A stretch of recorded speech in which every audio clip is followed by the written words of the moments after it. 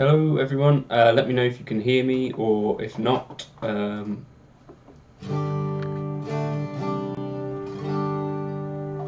Hopefully you can hear me okay. I'll just noodle around for a bit until hopefully you let me know.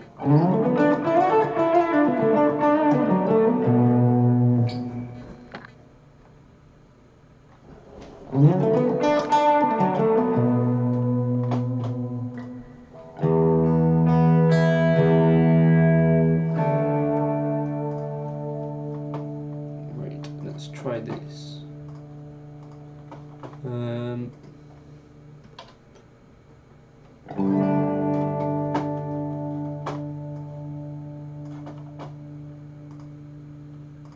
What can we do?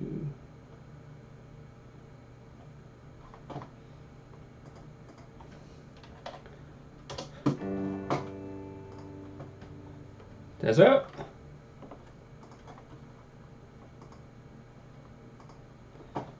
Alright, what am I doing? Here we go.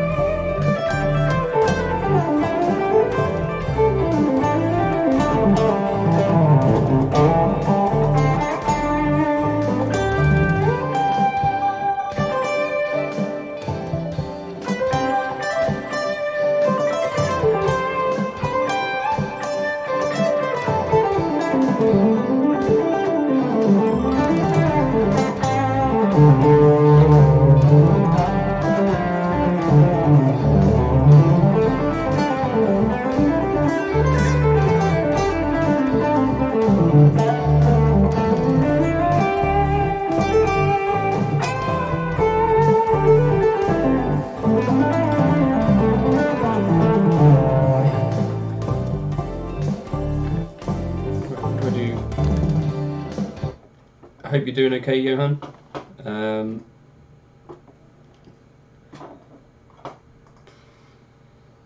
Theory things should be okay. Let me know if you've got any questions or anything.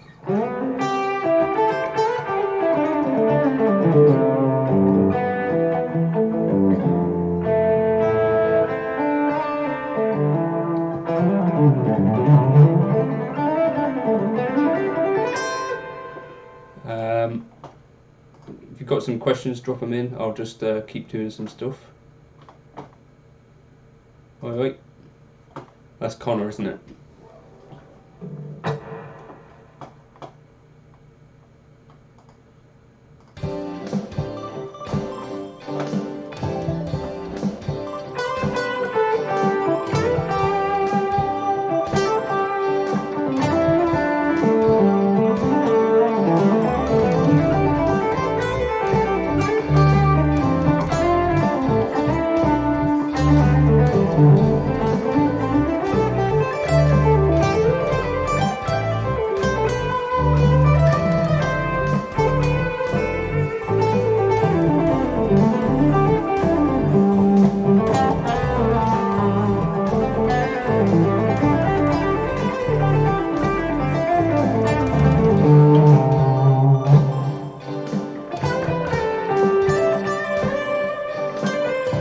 Hey.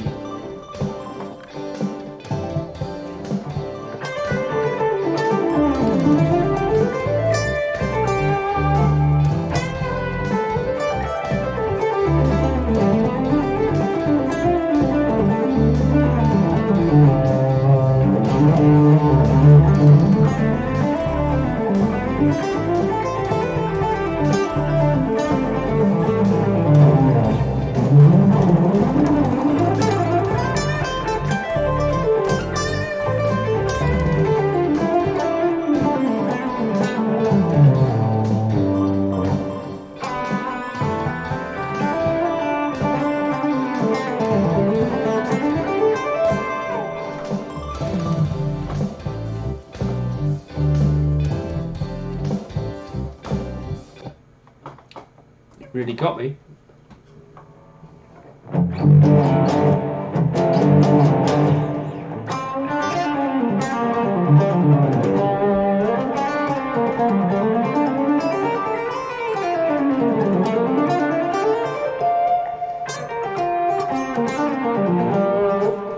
Hey Will, unfortunately, I've not really been practicing altered lines today because I got distracted by doing some Kemper demos,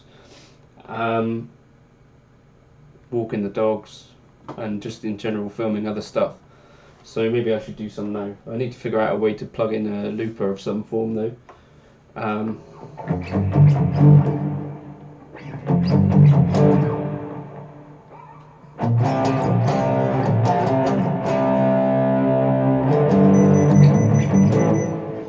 Oop. Don't do that. That's my digital camera going. If anyone wants to press the like button, I think it helps other people find the stream.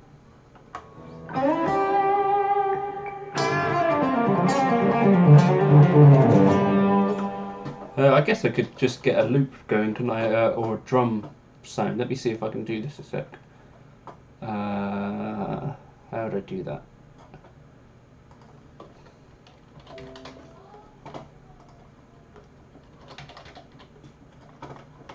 Let's see if I can run something. Hey Thomas. I think I've just answered your question that you left on that gigboard video. For me personally, I haven't used the loops too much, so it's not really a big issue, but for some people I imagine it would be.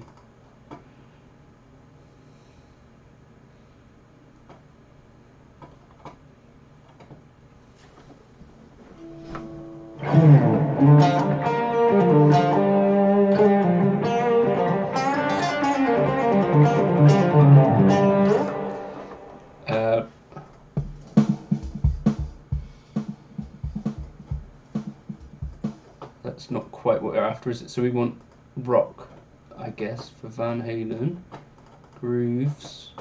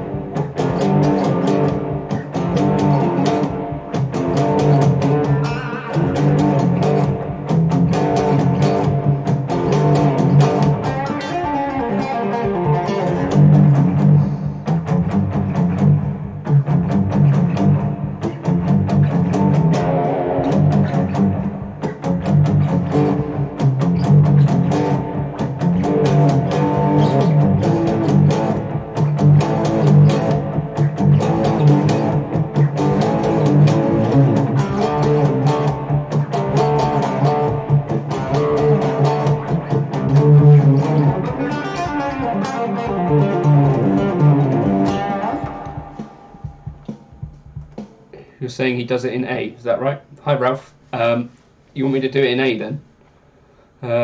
Should we just skip to the solo part? I've not really heard Van Halen's version, but I'm playing roughly what we might do.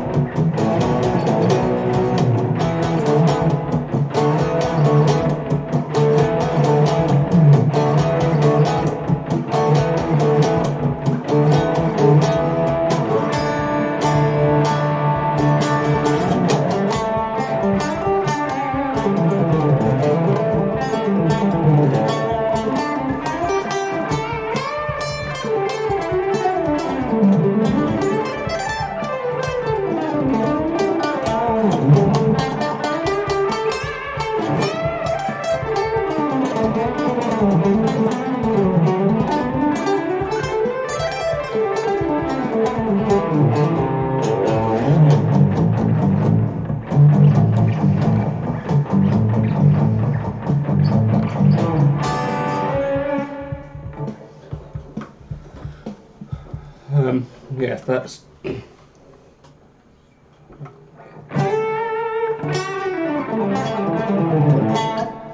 Maybe I need a bit more gain.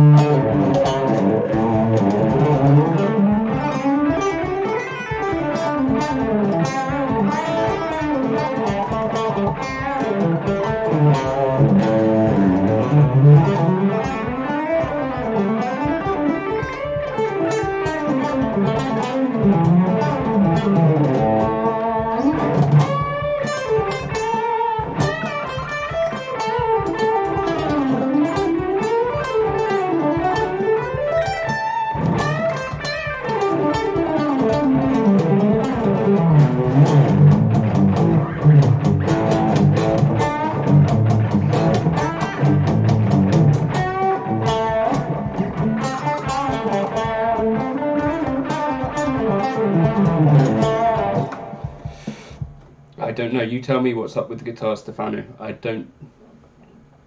What's happening? Ralph, I only really teach one guy and his dad. Can I give any tips for stacking overdrives? Patrick, I don't do it, so I'm not the person to ask for that, to be honest. Jake might have some answers just above you. He does it a bit more. Personally, I just like to use one and crank it all the way up.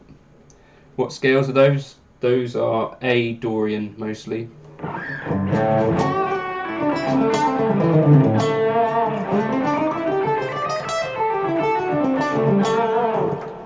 With some chromatic embellishments, I guess.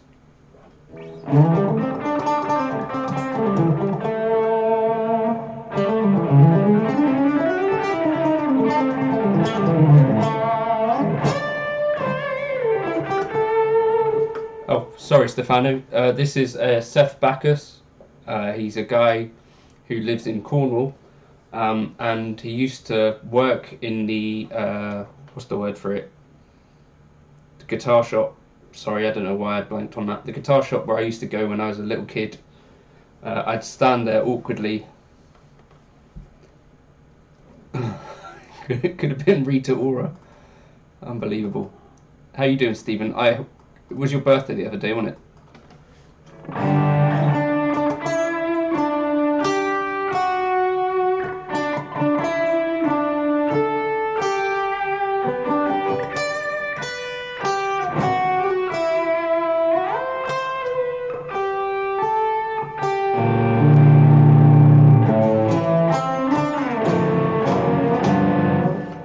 Bet you wish you hadn't come here now. I do have a backing track for you, Stephen. I just haven't done anything with it yet. It was Manson's, yeah. Anyway, he basically, a guy I know asked me to do some demos as a favour for him for this guitar, and I decided I wanted it. Did I get... No, Bert, I forgot what the name was. I did check out one song, but can you write the album title again for me? 21 at Last. You're able to drink. You can go to the fraternity parties and drink.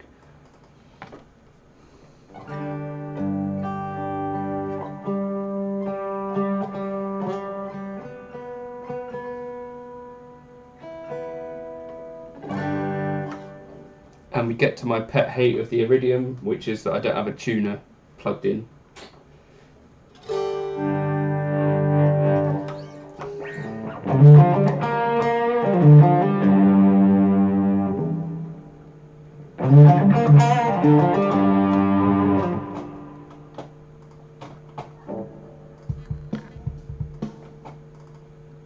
Does this drum thing sound okay?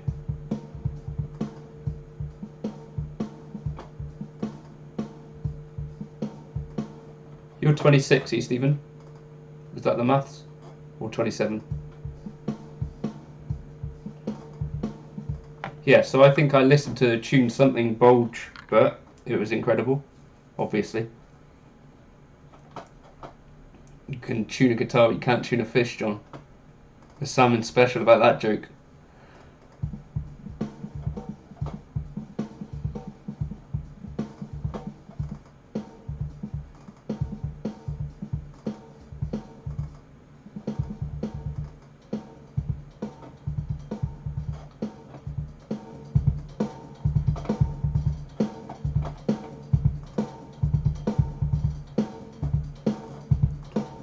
Oh, you can't hear the drums?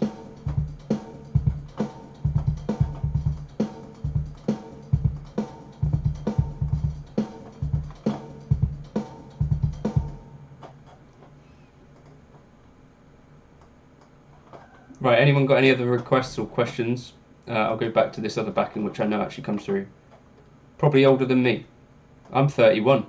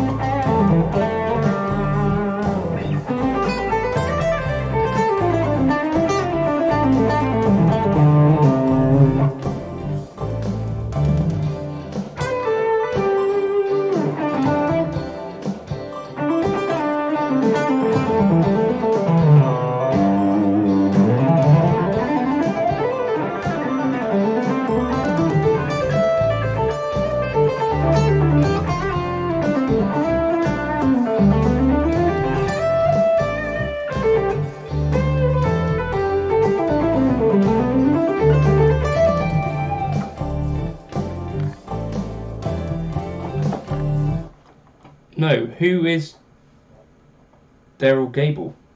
This isn't Gary Moore. You're right. You want some Gary Moore, do you? I'll see what I can do.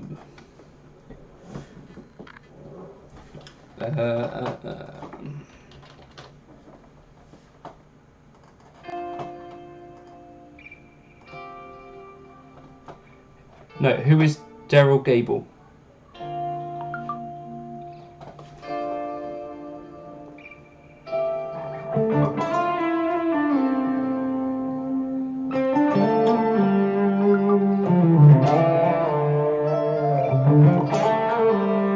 Enjoy.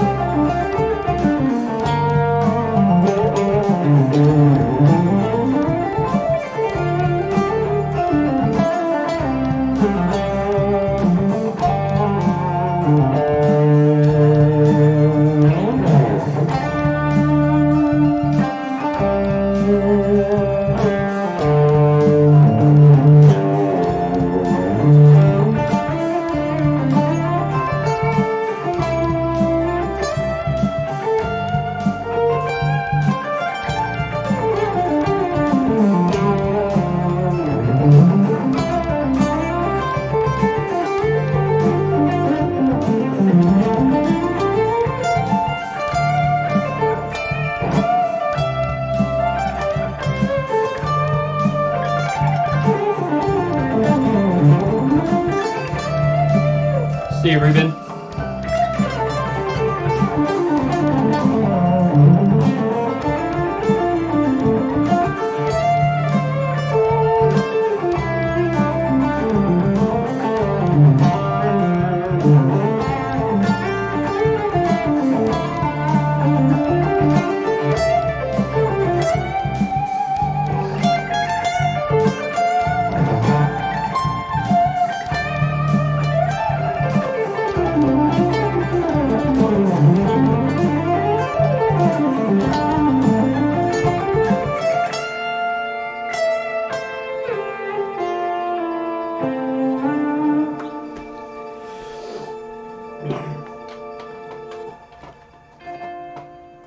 Alright, okay, so Sissy Strut.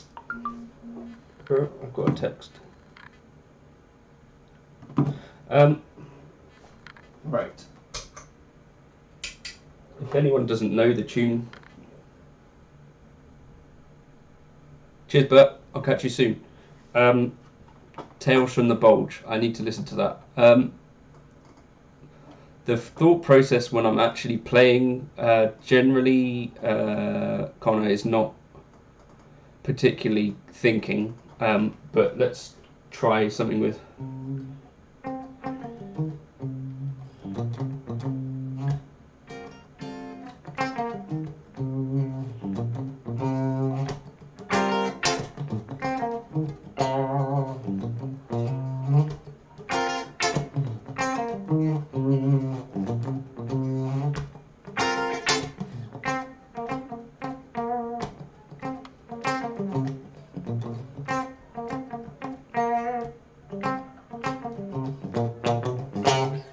Right, so let's. I'll put on a thing here, a drum beat.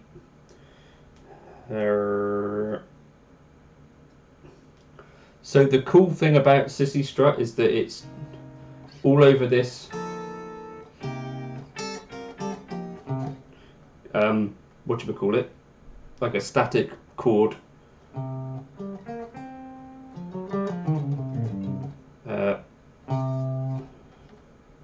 Need a tuner. Let me find it.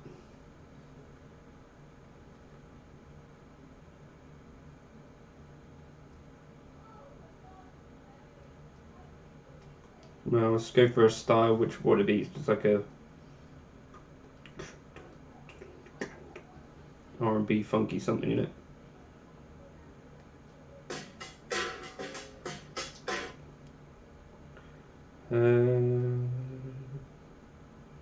Oh, here we go. This one might do it. Eduardo, I'm just using what you see there. Actually, you might not be able to see it, but it's a J-Rocket Dude into an afternoon. Earthquaker Devices Afterneath into a Strymon Iridium. Oh.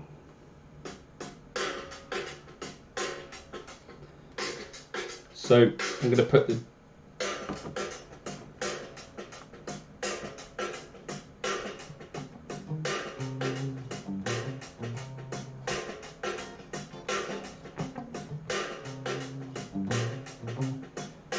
which bit is 6-1?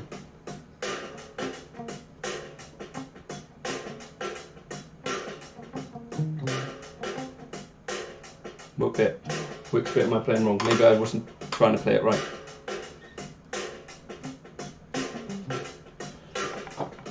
6-1, not 7. Confused by what you mean.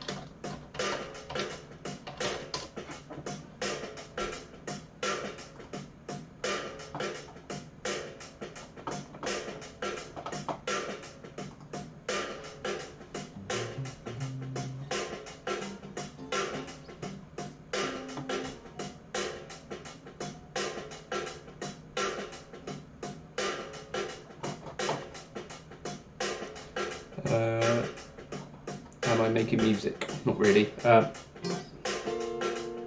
So we got this kind of Dorian sound, and apparently the main riff I can't play. I'd have to listen to it, which I'm not allowed to do on a stream.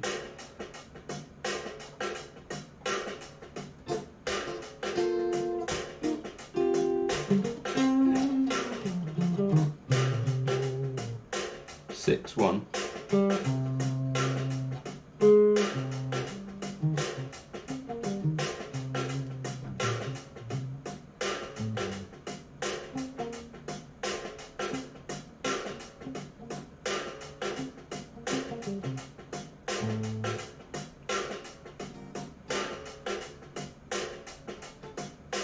Where's there an A in that riff?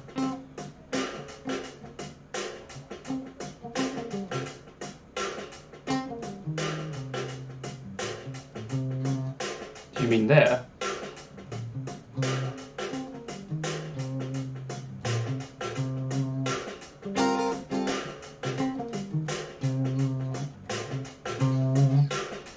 Maybe that's where you meant. which case I disagree. Doesn't matter. Anyway, so treat it as C Dorian, I guess. So, well, the most obvious thing to play over it would be C minor pentatonic.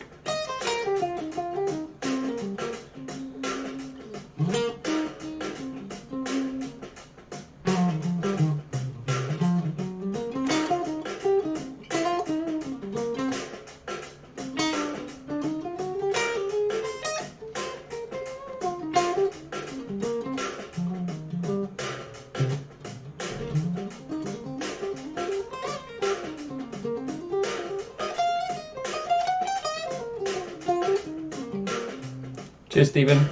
See you in a sec.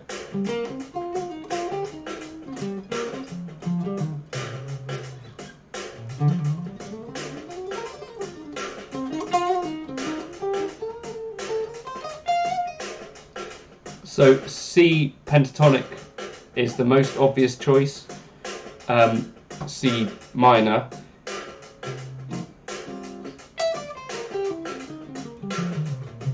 C major won't work over it. Oi, Nathan, how you doing? How did you find my channel?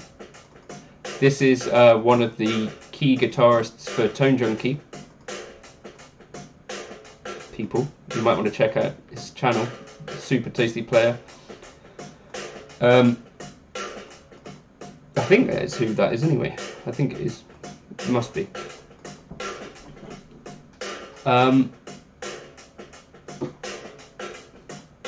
It'd be embarrassing if it's not now, wouldn't it?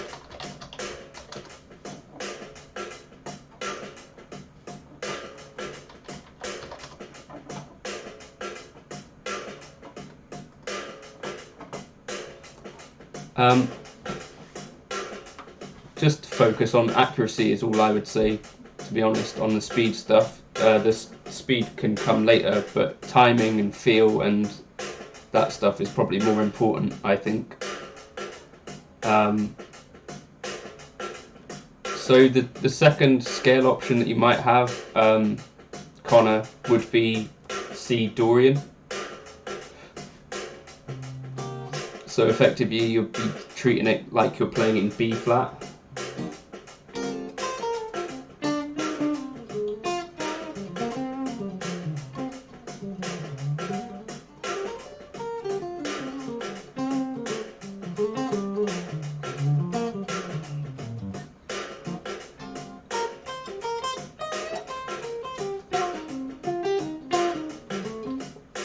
And then you also have an option of a C melodic minor.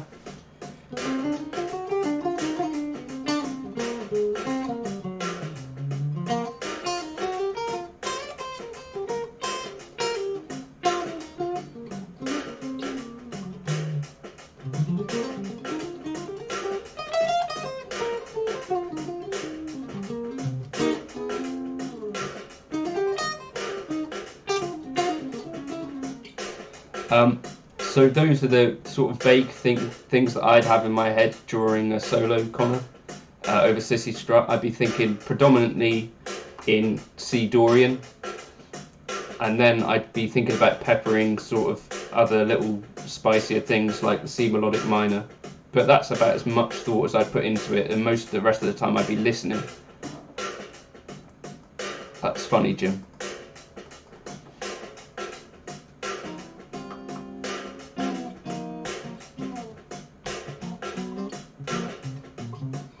How I came to those scales, lots of experience of selecting scales over songs.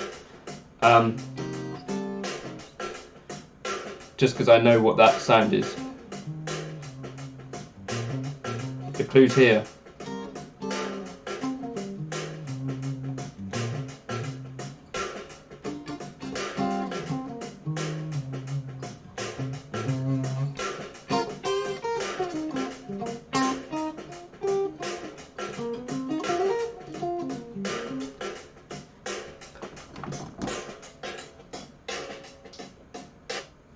And I guess also it's worth saying that you can get to the C Dorian thing through a process of elimination. So if you tried to play E flat major over that, which would be your first obvious choice,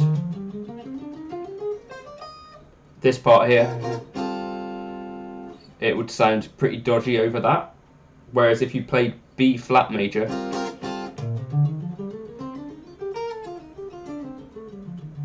it all sounds good. So that's how I know that that's the right scale for that tune. And then the other things are sort of experimenting with outside kind of ideas, would be the way that some people might think of them.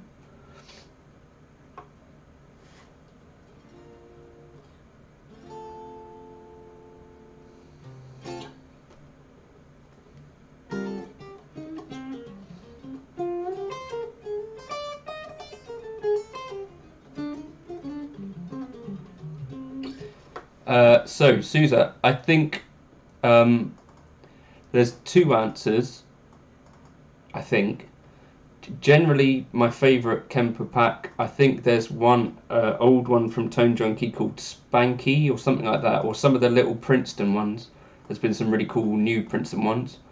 I really like the new Bandmaster ones, Bandmaster Reverb. Those were cool.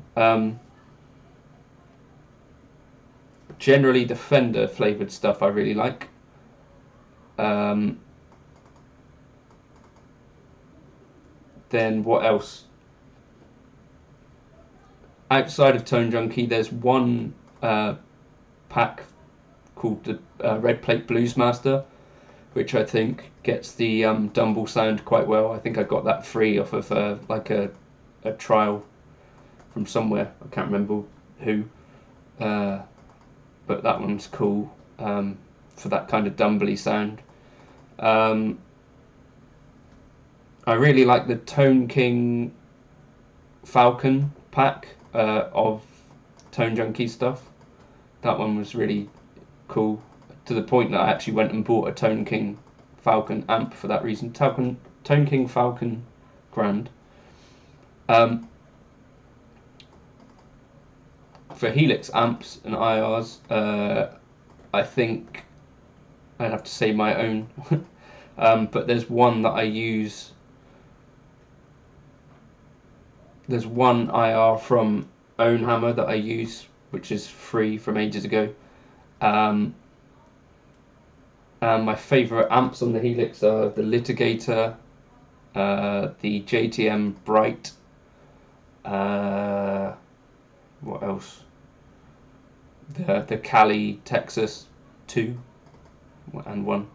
The Fullerton's cool. But yeah, most of them are usable. And I did try. Hey Kevin, how you doing?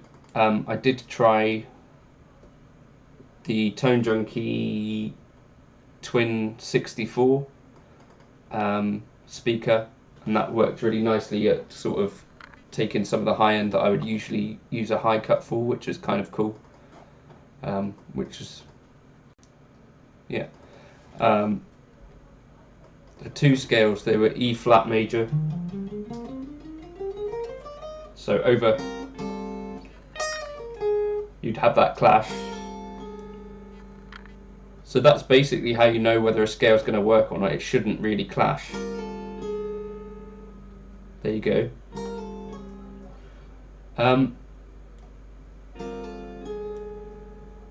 Whereas if I played in B flat, or my IRs are available. My patches are, and it's just one free IR. I don't use any. My patches are available if you want. They're £3 for all of them. I don't really charge much money for them, but you'll catch them in most of my descriptions if you want to try any of my patches. Or you could just send me an email and I'll send them over for you. I don't have an FM3, but Kevin, if you look over there, I've got a Strymon Iridium.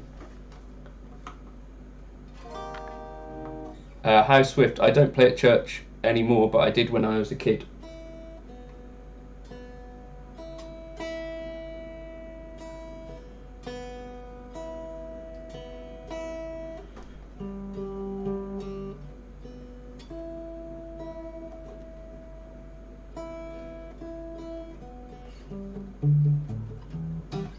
Right, have we got any requests for stuff or further questions that I can try and answer?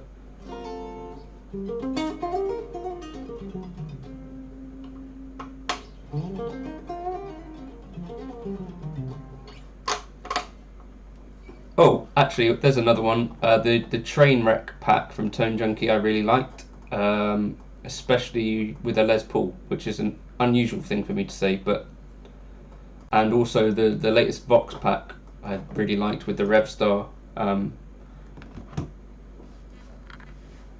a bit of a noob when it comes to humbucker guitars, really, and figuring out what works tonally.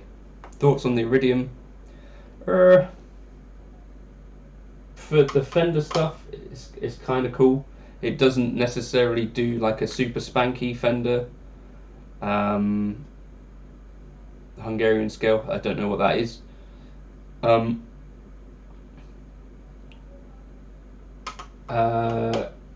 What else is it good at? It's really good at Vox stuff. But it's got sort of like 3 sounds that it does really well. Obviously there's more versatility in the Helix and the Kemper stuff, but I think potentially if you were gonna, for those people that aren't human nature, alright, I could try and do something around that. Let me just plug in a looper a sec. Actually, I'll plug in my Helix. Forget it. BRB.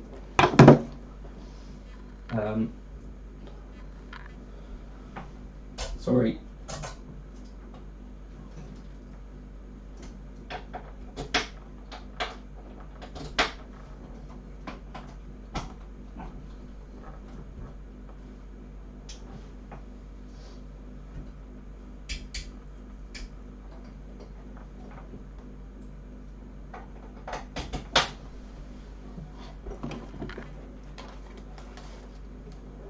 Yeah, I guess that's the kind of key to the Iridium, is that there's some people out there that really find it quite difficult to get what they want out of a Helix. You know, obviously it does take time to get used to them.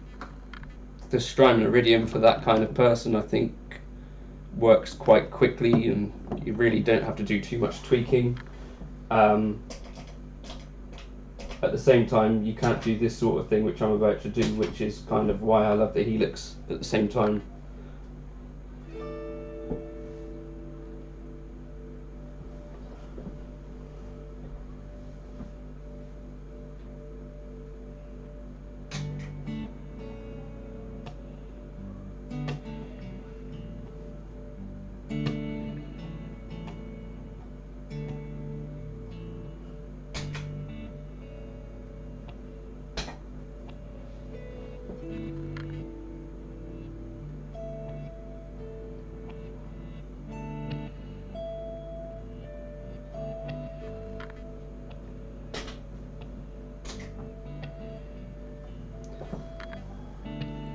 I've never used an Orange amp except for I had a CR120, which you could see on my channel at some way back when.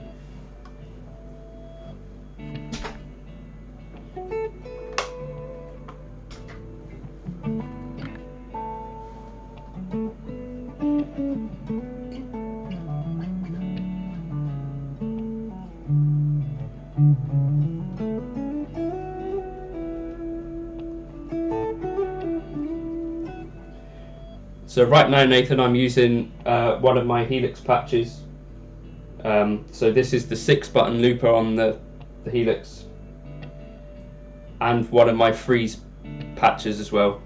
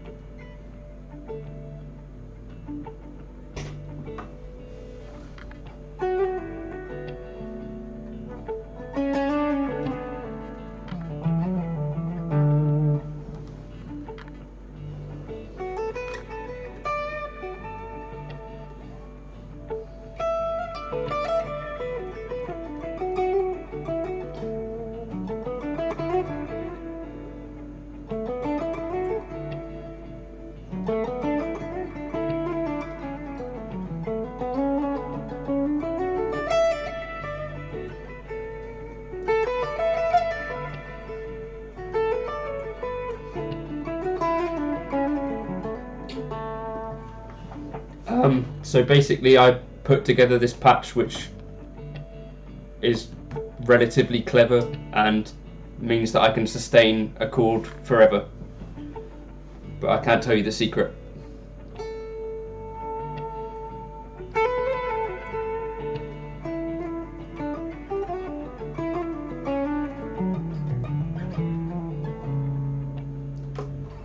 Hawk picks 3mm.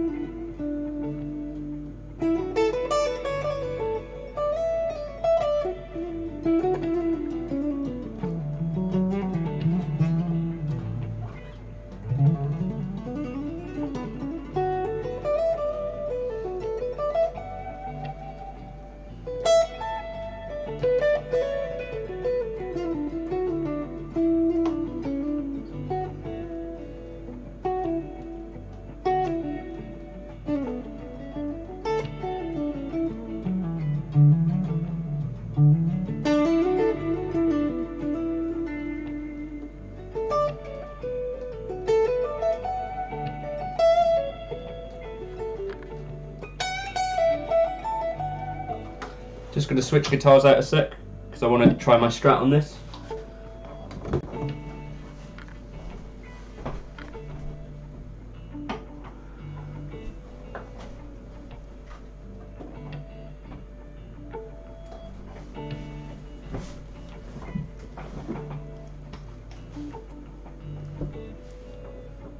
Feel free to ask any further questions you might have. These things normally work better if people do ask questions. If you've got anything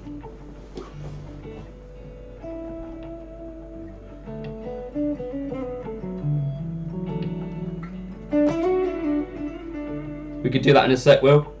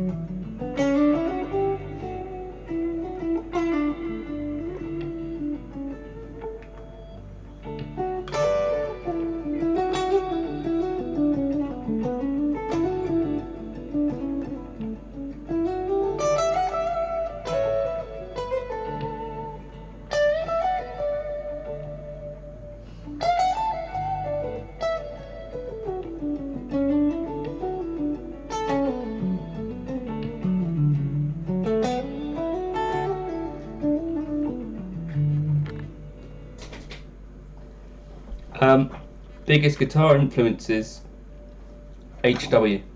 Now, so basically my history is I grew up playing in church. I started playing piano when I was 5.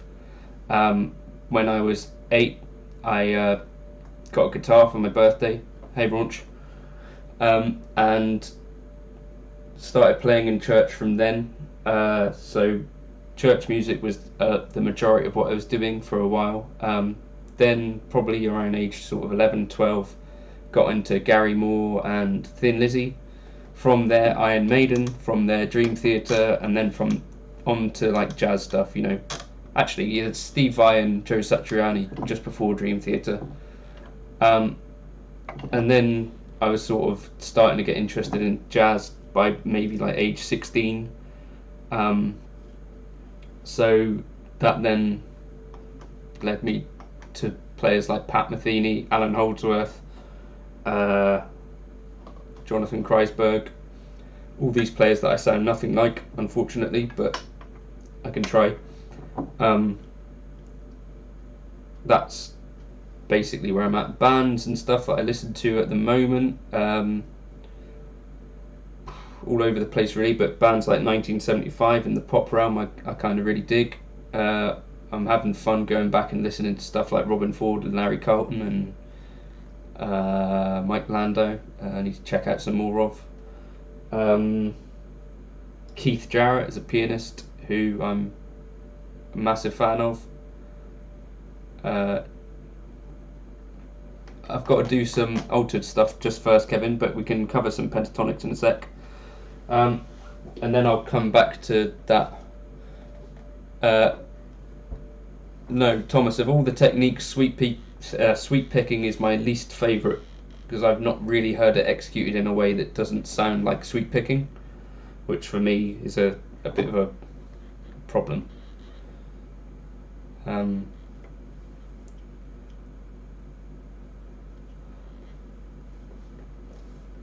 Right, so hold on, altered stuff then. So since we're in D major for that, I'm going to go. This is what I suggest, Will. So you probably want to have either a looper or something that can freeze the sound so that you're spending a lot of time in this one melodic minor mode. However you want to think about it, the label isn't particularly important. But so here I'm in G melodic minor because I'm playing that over F sharp altered. So the first place you're probably going to want to start is on the G. So your triads, I guess you can either start with 3 or you could do 4. By which I mean, you've got a triad or a 7th. So first probably you start with triads. So it's just a case of playing through the scale and doing a skipping the notes. So 1, 2, 3, 4, 5. So you get your 1, 2, 1, 3, 5. Does that make sense? Then you move up. So there's your next one.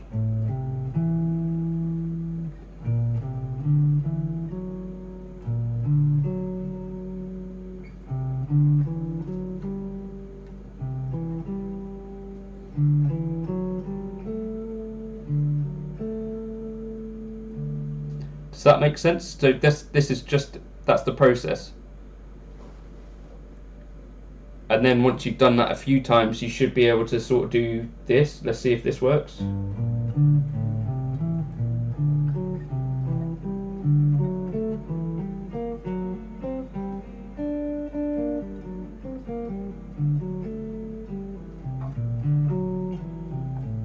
Well, that's a relief. So that worked. So that's triads through the position 1 or of the melodic minor. Do you follow that, Will? Does that make sense?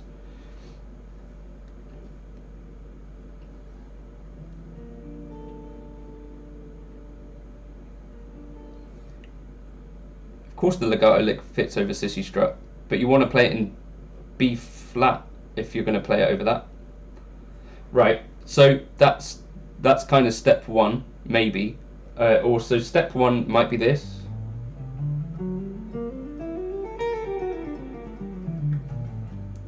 Right, and then step 2 might be you might add in another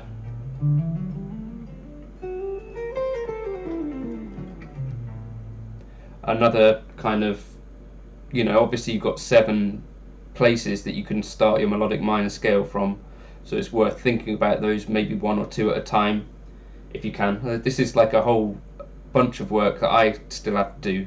I'm just saying basically this is what I need to do as well. Then the thing that I was talking about the other day comes from doing this sort of exploration and finding tones and sounds that actually jump out at me and don't necessarily. So there's certain notes there.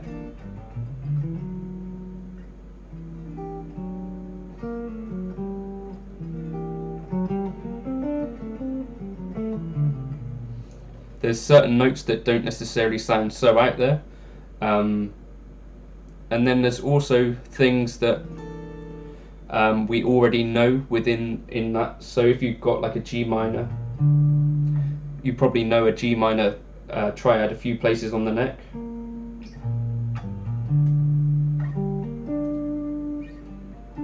So then you know that if you're playing F sharp altered, if you're playing an F sharp altered, sorry, I'll get to your question in a sec, then you could,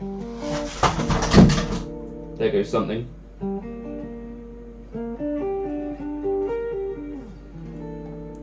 Then you know that you could just play a G minor triad,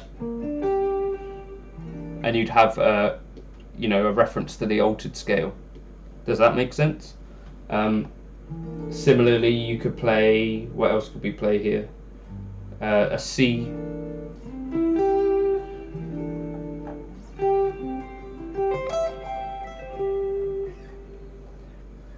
Hey, as well. So that's some of the thinking that ends up with me finding something like that.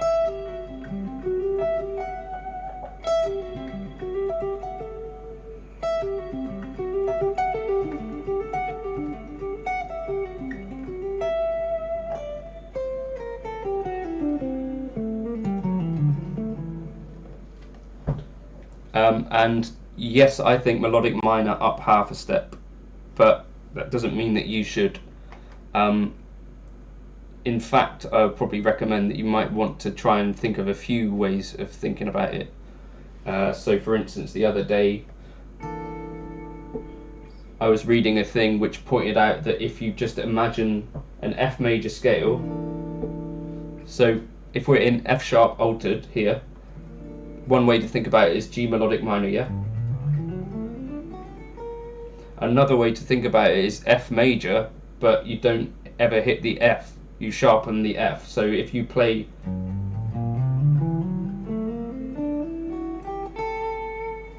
that's kind of like a mind-blowing thing for me, because I never really even thought about how obvious that is. So instead of thinking up, one up from the note you've got your melodic minor, you could think one down from the note you've got your major scale, but you never play the tonic. Does that make sense?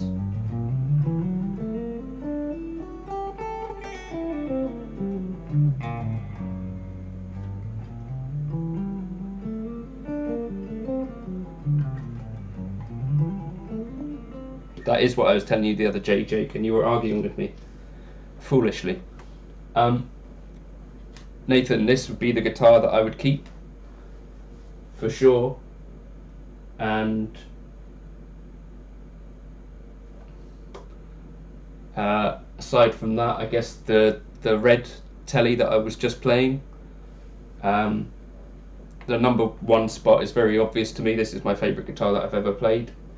The other spots aren't so obvious, but that Seth Backus guitar I think is probably my second favourite guitar in the house.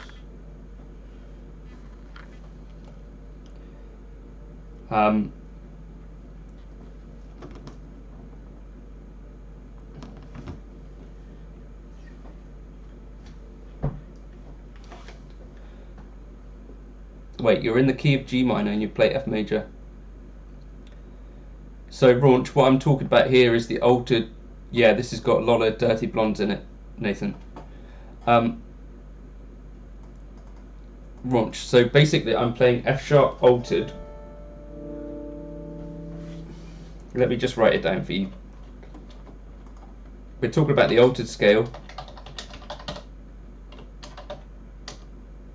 We're in D major, and there's this F sharp major that occurs for whatever reason.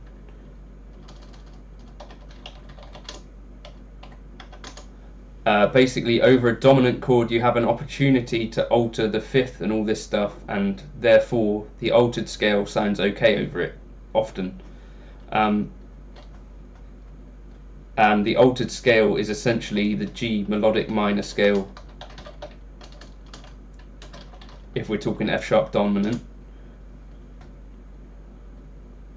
And then the other thing is that you could just play F major effectively but sharpen the tonic, and that gives you the same.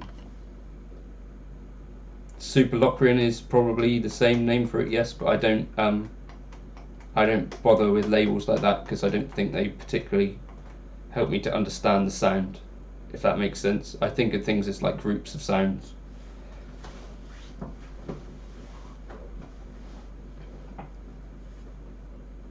hopefully that makes a little bit of sense.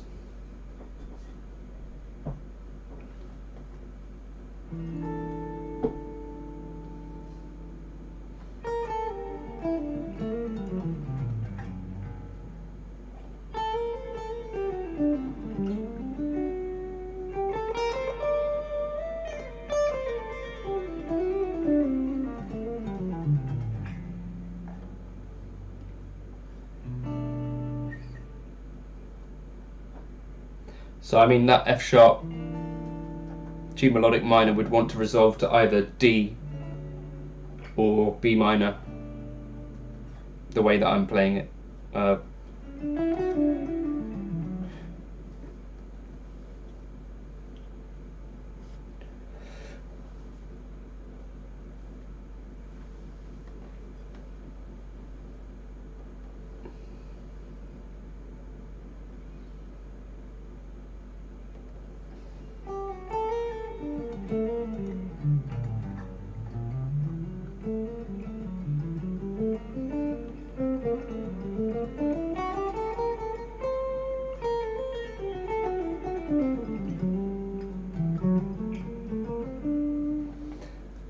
Thomas, I never tested an AZ again. Should I just explain why? So, similar to maybe some other guitars, let's just not say anyone because I might offend someone, but I felt like it didn't really have a lot of character of its own. So this is something I've come to decide as I get older, that a guitar that I want to pick up is one that has a character of its own. So this is something that you might speak to some guitar designs about and stuff, and you get some people that say, well, it needs to be super versatile and it needs to coil split and it needs to have a humbucker in the bridge. To me, I don't really agree with some of that. I feel like a guitar, more importantly, should have its kind of own kind of vibe and voice going on. That's what I like about the Strat. It kind of unmistakably sounds like a Strat. The Ibanez AZ224 doesn't really sound like anything to me. It's too many things at once. Does that make sense? Obviously, this is only my opinion, and it doesn't matter because those Ibanez AZ guitars have done really well and sell really well, so it doesn't matter what I think. But for instance, I can pick up a Strat, and a good Strat hopefully sounds like a Strat. Now there are Strats out there that sound less like a Strat as well, and that's also a problem to me. But a guitar that I really like will have a character that I like. There are, some guitars out there that are just a bridge humbucker, or even like the Esquire Telly, which is just a bridge single coil, and that's a character that's kind of super inappropriate for me. But there are obviously players out there that can do stuff with them, but even those definitely have a character of some form. So that's how I think about guitars. Hey Alec, have you noticed the Iridium over there in the corner? I should be able to post something in the group again, hopefully soon, maybe tomorrow morning. So yeah, that's how I think about guitars. And, a Les Paul isn't particularly for me, but it's got a character, so that would be the reason that I might keep a Les Paul around, or like the Yamaha Revstar equivalent, which feels to me and sounds a lot like a Les Paul, but it also has a neck where I can get up a bit higher. The AZ for me didn't really have a character that spoke to me that made me think I want to keep this guitar around. That's all. That's alright. Cheers, Will.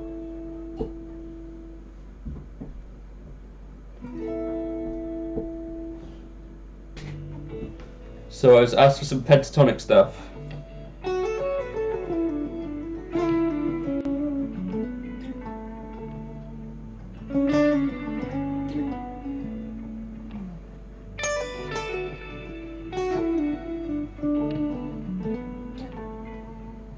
So I've got to stick in these two positions, right, Kevin?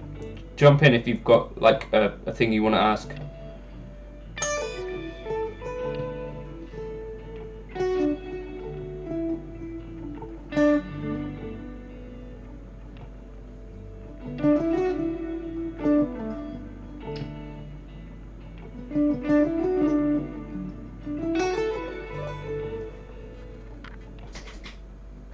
So Ujwal, there's a particularly interesting thing about the. I'll get back to this in a sec, but if you listen to players like Miles Davis, sometimes Robin Ford, and some of the great improvisers, you'll find that actually they don't necessarily, they're not always hitting the altered notes or something. It's not always chord tones. So the thing that kind of fascinates me about playing over an altered chord is that sometimes you can just play the pentatonic scale, and because of what's going on in the harmony, it sounds good anyway. So use your ear for it, I would say. Sometimes it's nice to play kind of really inside the changes or whatever, and so you're trying to play arpeggios that highlight what those changes are. It's basically your only option, really. Or playing, the 1, the 3, and the 5, or targeting notes, that sort of stuff. Or you just take the decision to think of it as melody, which is more so my approach. So I think about most of it, I'm trying to play a melody that fits with each chord, and then I'll occasionally play a certain arpeggio, which I am fairly sure will work and outline the change.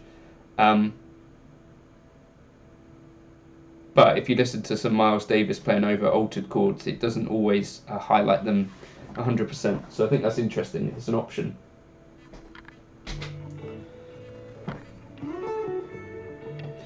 So we're just going to stay in box 1 of the pentatonic and see if I can make music.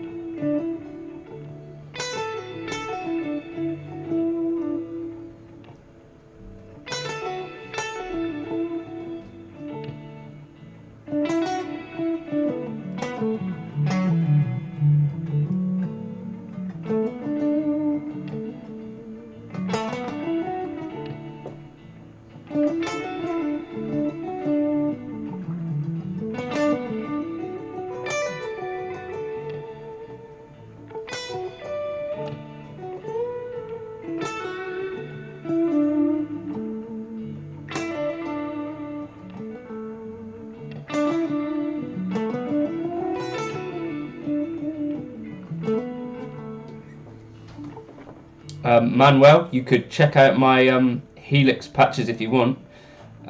Thick, clean and dribbling tones.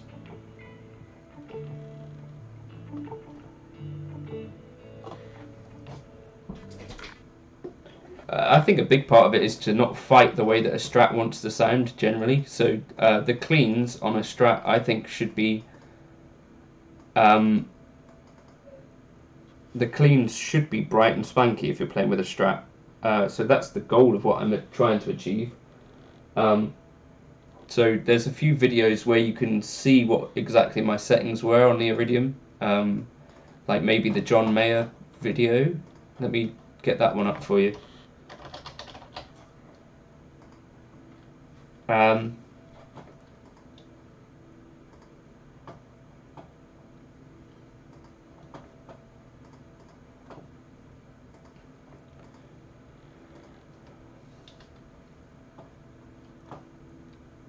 What am I looking for?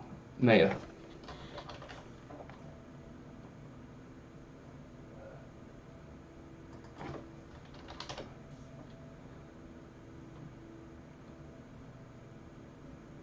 Right, so here's a video which I'll drop in for you. On my channel there's loads and loads and loads of stuff. Hi Michael. Loads of stuff to do with the Iridium, which you might find useful. You might want to watch that. Maybe you might find something helpful in there. But in that video specifically, I'm going at the tone for like a John Mayer kind of Strat tone, which I guess for a Strat tone is quite thick. Hopefully you'll find that helpful.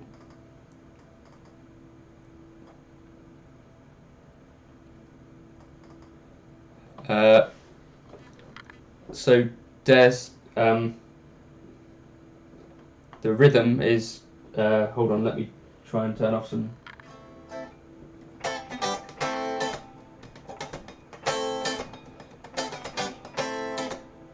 Is it that?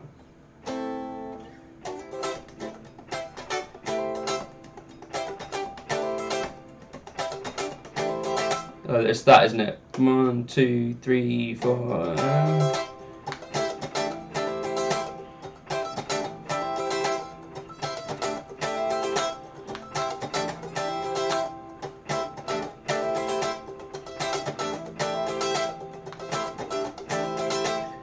I think it's that.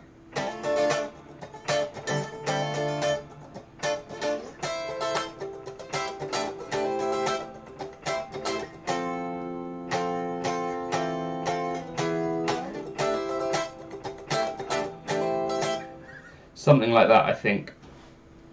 The best way to work it out, Des, is to listen to it. Like, and maybe if you go on YouTube, you might be able to slow it down to like 75%. I think it's. And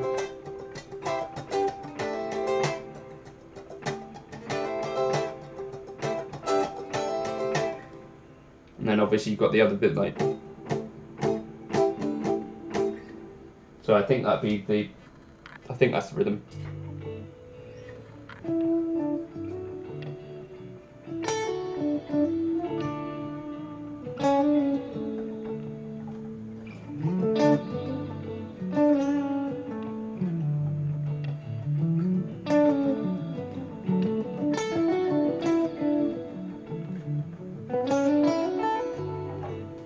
Awesome, Michael. I was hoping it was useful for some people.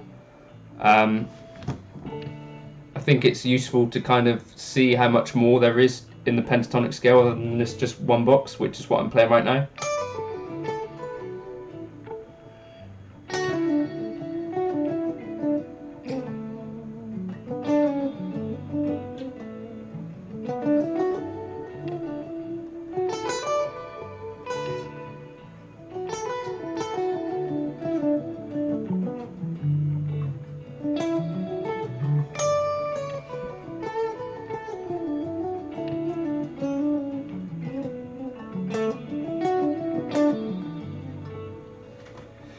This is also something that I think I figured out really early on from like Thin Lizzy and Gary Moore, but you only need one more note to the pentatonic to get all of the good stuff.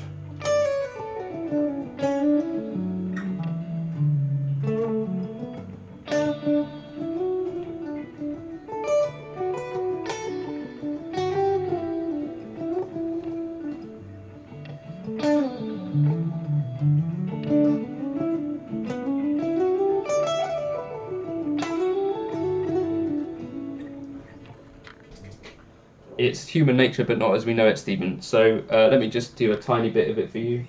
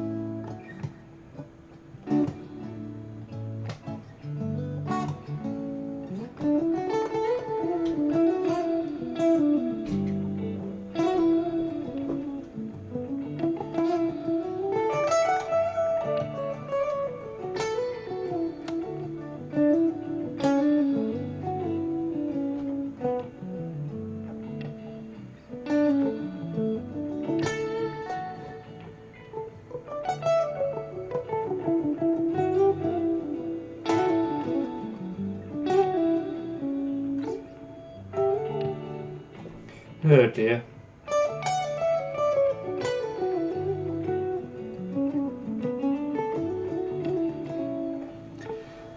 I feel like the early Jacko was the stuff. I'm not sure if that This Is Me tour would have been all that anyway, right?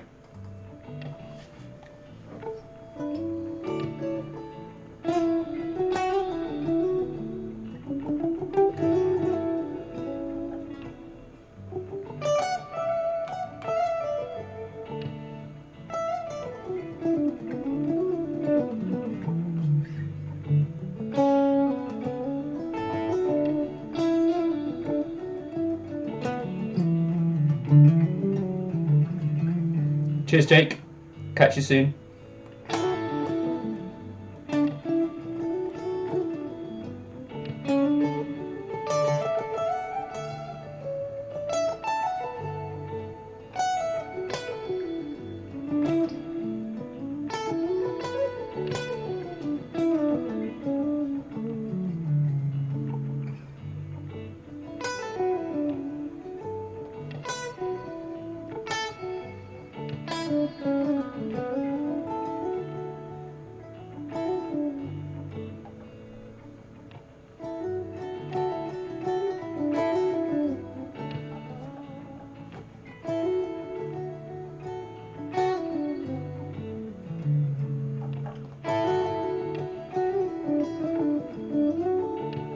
So Kevin, you're there, right? So this is box 1 then.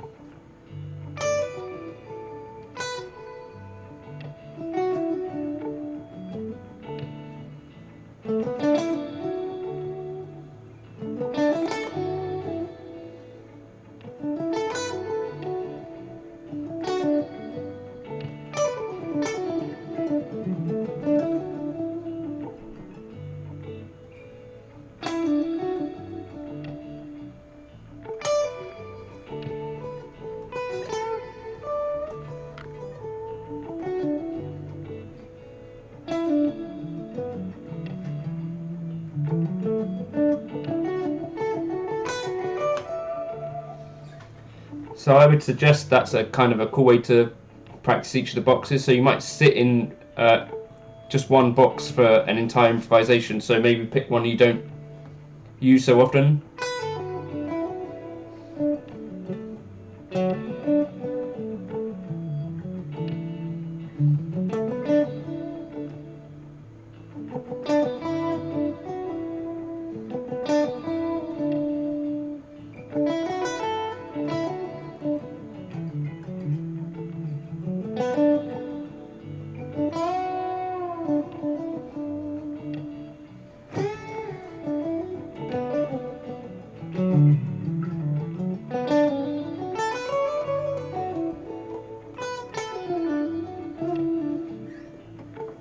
And then you can switch between boxes if you give yourself like a limit of 2. That's maybe quite fun.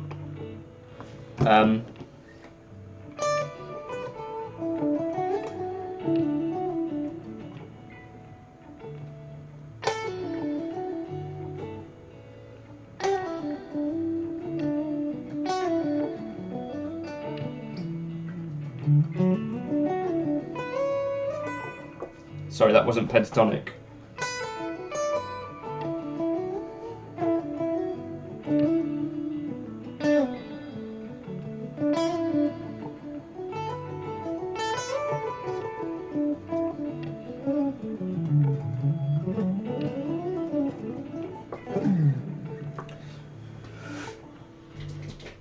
Those are just some ideas for how you might want to practice some pentatonic boxes, perhaps.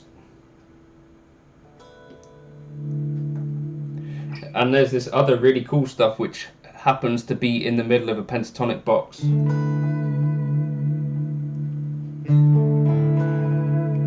I really do need to do something with this. Thank you very much, Michael. Thanks for dropping that.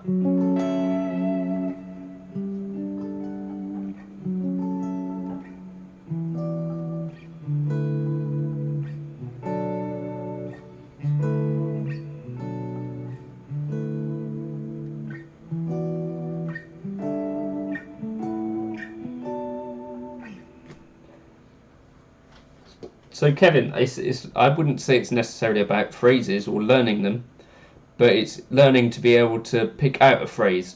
So think of it like singing. So let's try and play some melodies that you might recognise.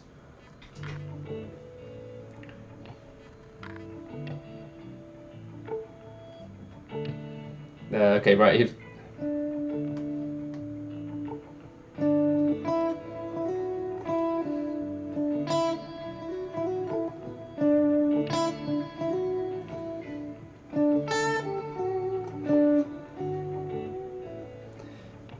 So pick out phrases that you can recognise. What else can we do?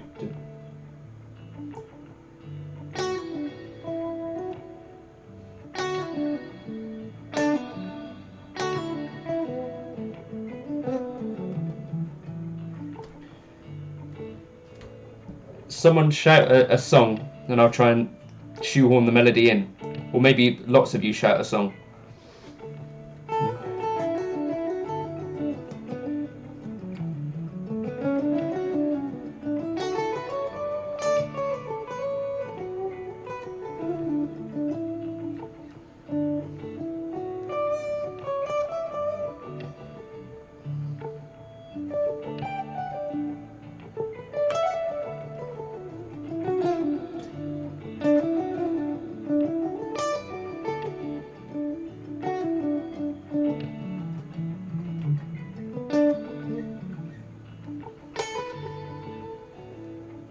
Simple is generally better, so just think about melody.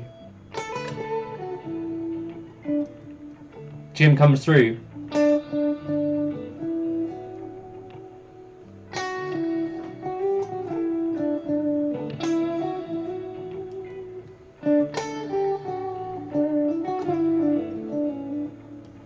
Robbers, okay.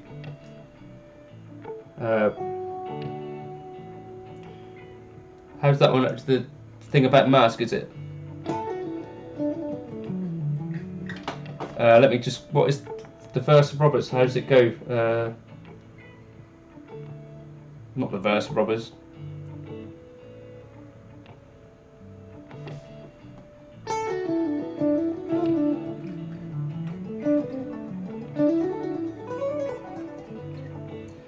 Someone scream the lyric to Robbers.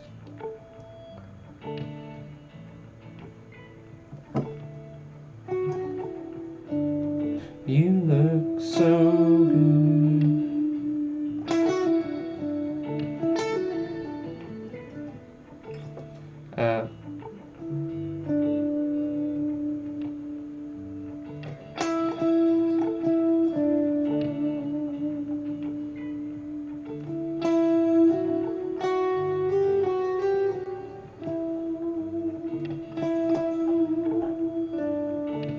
I'm going to Google those lyrics a sec.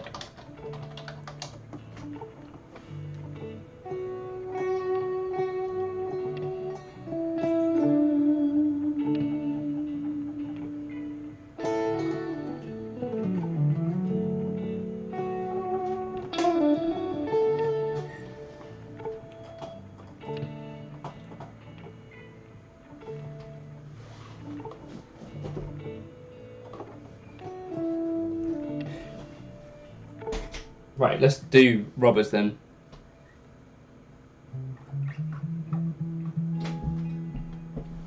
Because I do like the Knights of...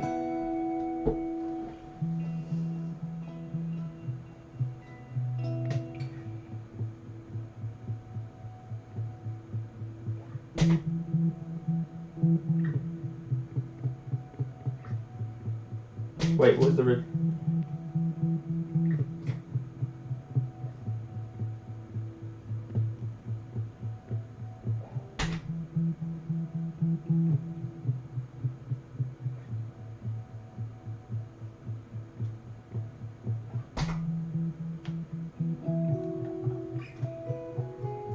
It's that, isn't it?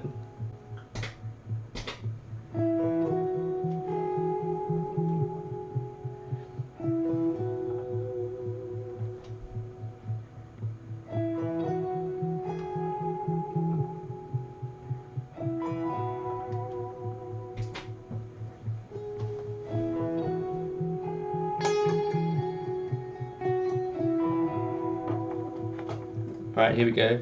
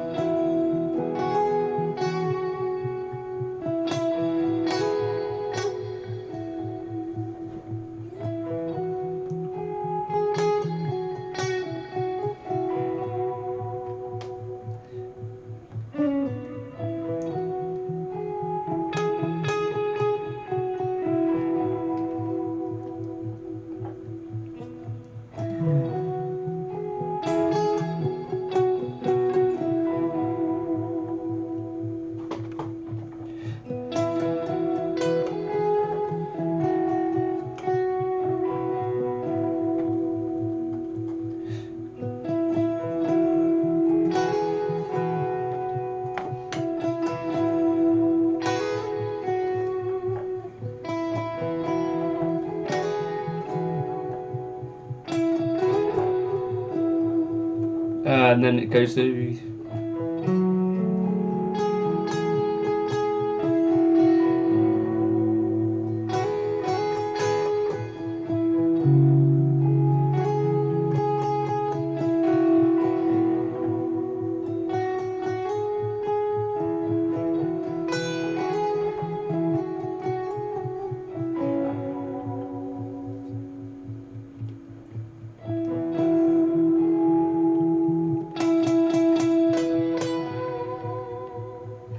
Yeah, that sort of thing.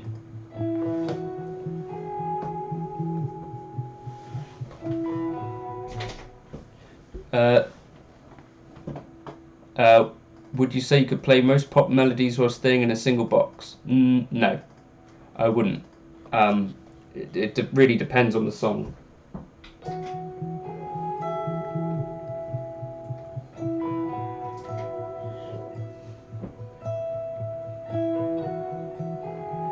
I've never heard of a Pale Waves.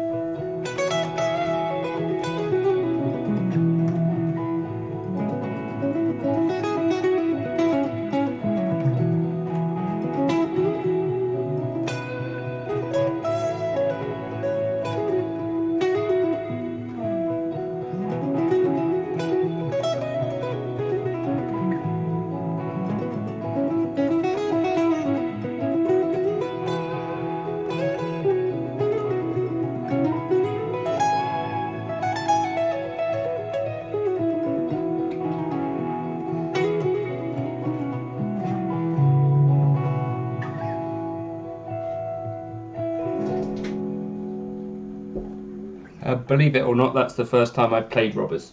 Anyway, a good song. I like a lot of that first album. No, have you heard of Japanese House, Stephen? They've got a tune.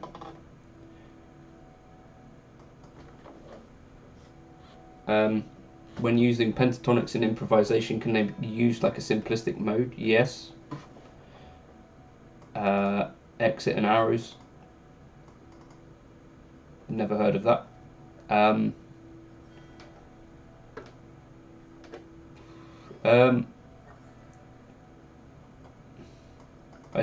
I wouldn't think about modes really, Connor. I think they're potentially going to lead down the road of a bit of confusion, just because I think there's a lot of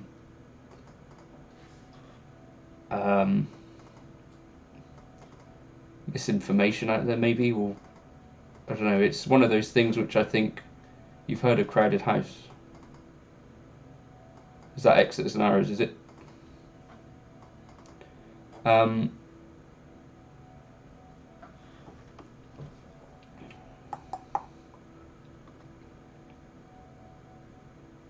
But yes, you can use the. No, I've not heard of that band either, Kevin. Sorry. The good news with the pentatonic stuff, Connor, is that it doesn't have some of the problematic notes that happen with the major scale. So generally, you can be fairly safe whilst improvising with the pentatonic. That's why you hear a lot of vocalists riffing with pentatonic runs and stuff, because they tend to sound quite good over a lot of different stuff underneath, if that makes sense. I've not listened to Cowboy Bebop, no.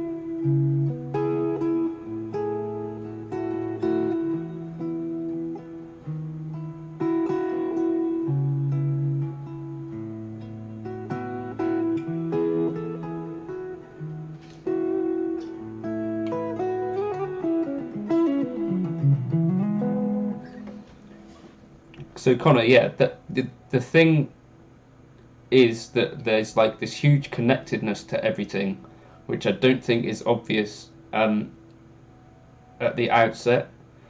Yeah,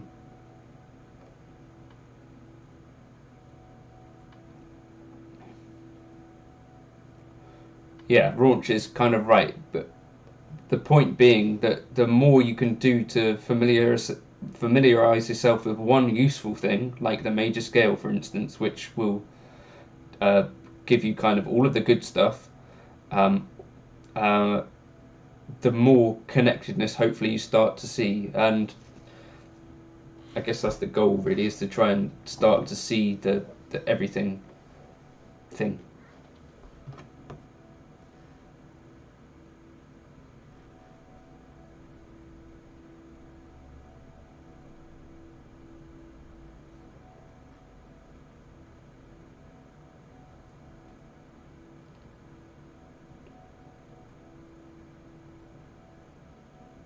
I have not. If they're new guitarists, the general answer would be that I'm probably not that familiar with them.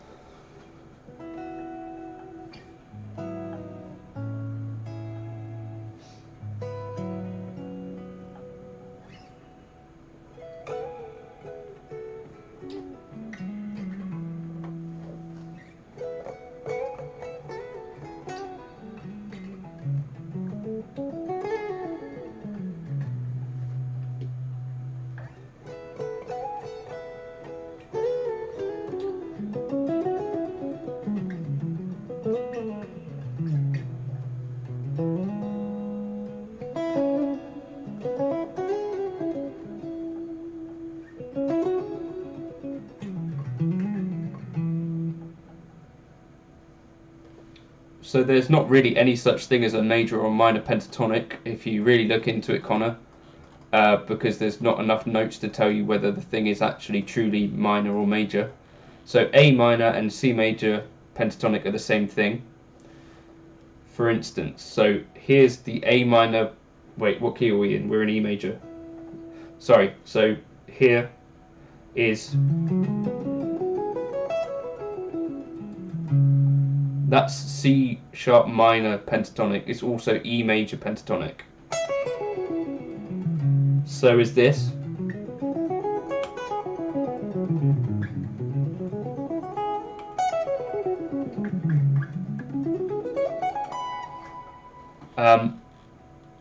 There you go. That's E major or C sharp minor pentatonic. They're all the same, and they're all over the neck. Does that make sense? the part of it that's what makes it E major or C sharp minor is the gaps between notes. 7 major scale patterns in 3 note per strings. Yep.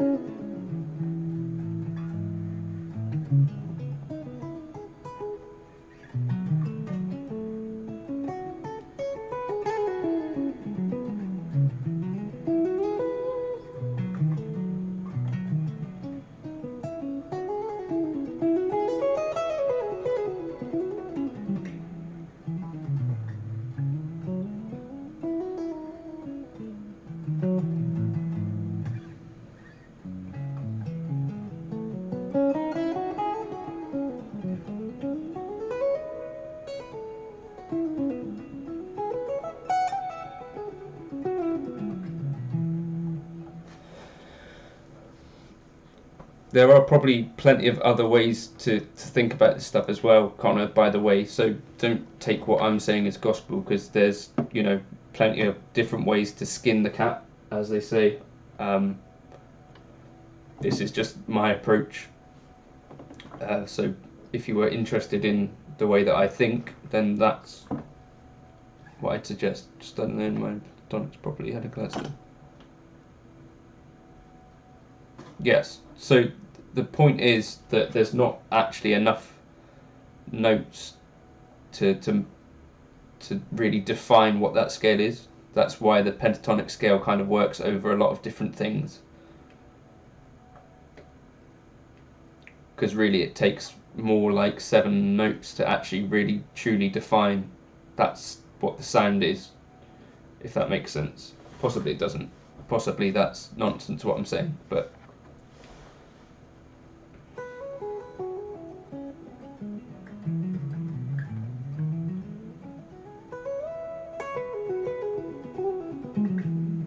for instance, actually, so there are little things like today I was on a live stream with a guy called Dave Durango, who's a guy from Boston, and he was asking me if I ever played the Kumoi scale, and he played this thing, and I was like, yeah, I have, because it's within the major scale.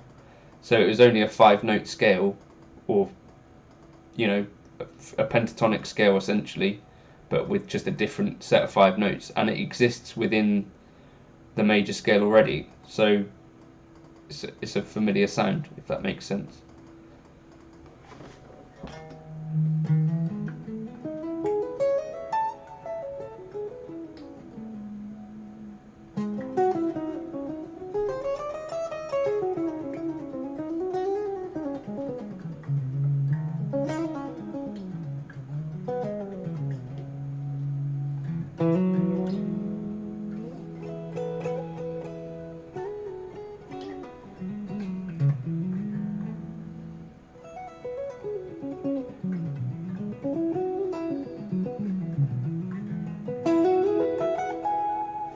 Right, guys, thanks for stopping by.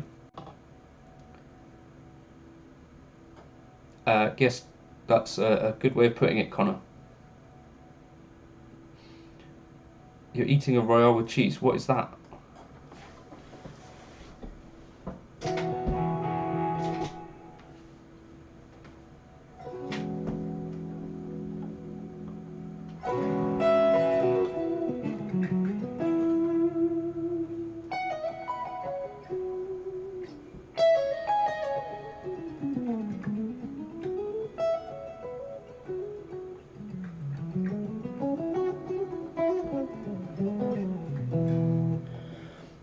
To be fair, Connor, actually, I'd say it's more like you have the main bits of the body, but you're missing the genitals.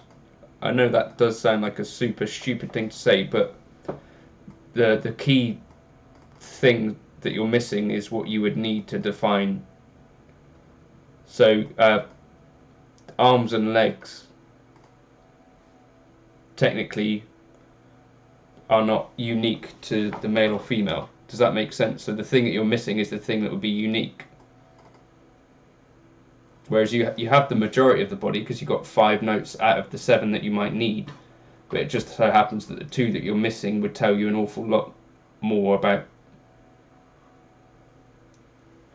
This just turned very weird.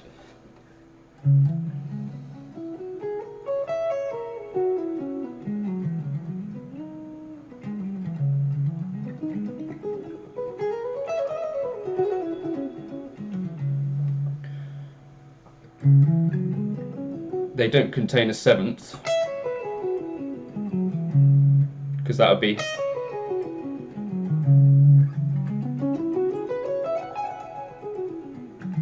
they contain a 3rd, they don't contain the 7th, and they don't contain the 4th. So those are notes that could make a big difference, because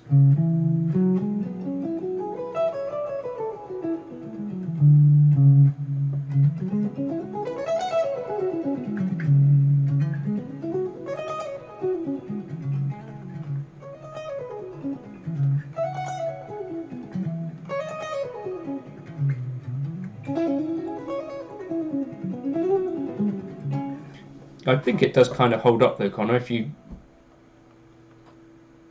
an analogy is kind of a good way to learn, I think.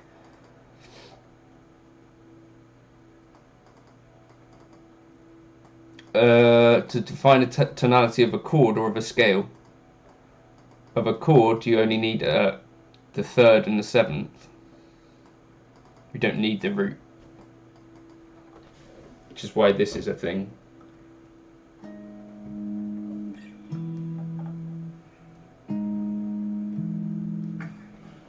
Third and the 7th are the essential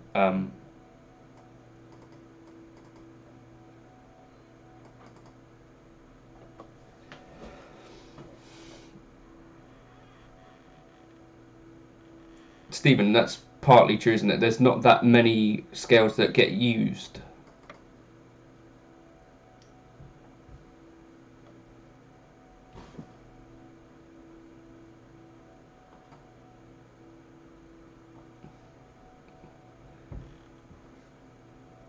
And there's a lot of overlap, you know, where people will call a scale a different thing, and it turns out they mean a thing that you already knew. That happens quite a lot. In which case you have to quickly Google it and go, okay, I get what you're talking about. But the majority of the music that we hear in our normal lives is kind of made up of kind of 3 scales, isn't it? You've got the major scale, harmonic minor, and sometimes you hear melodic minor if you're listening to jazz. I mean, and the pentatonic scale is contained within those, but it's not. I guess that's fair to say.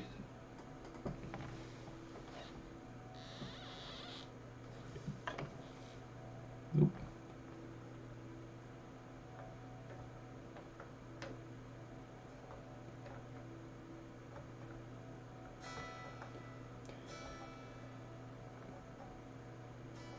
Yamaha Revstar, to me, they sound and feel like a Les Paul, but with the added benefit of being able to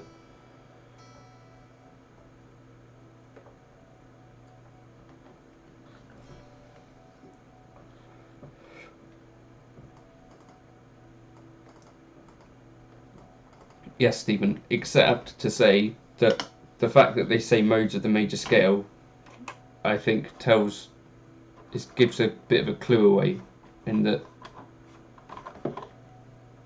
you're only really talking about one scale. Same as the modes of melodic minor are one scale.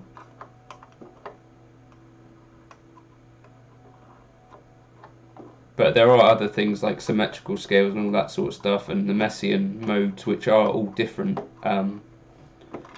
If you get into sort of 8-note scales, but it's all stuff that sounds very, very strange to me, and I can't do any of it. And you've got the diminished scale as well. What's that? That's 8 notes as well. That is one of the symmetrical scales, actually, isn't it?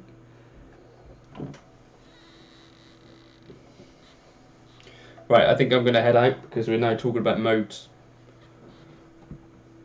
I hope everyone's having a good weekend.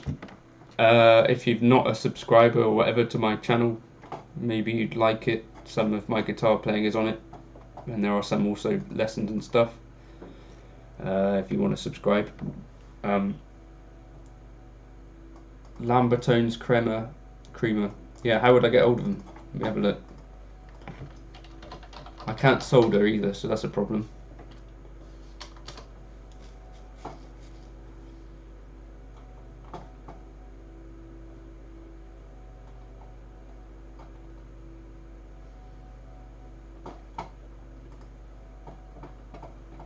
Right, I'll catch you all soon.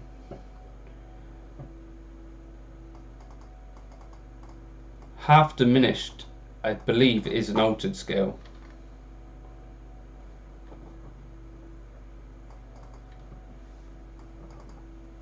Yeah, Steve, I should have a mode one where I just instantly drop the stream.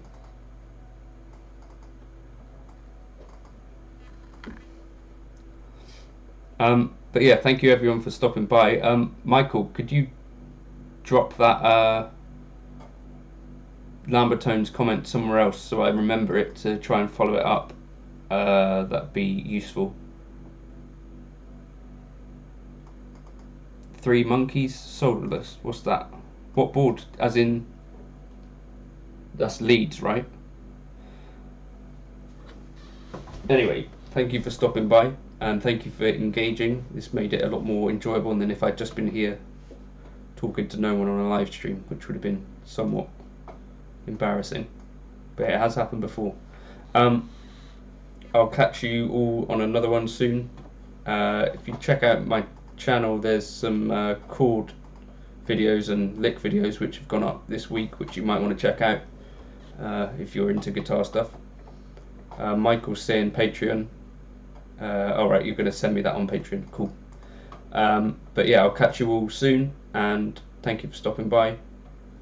I think that's all I've got to say. Thank you. Cheers.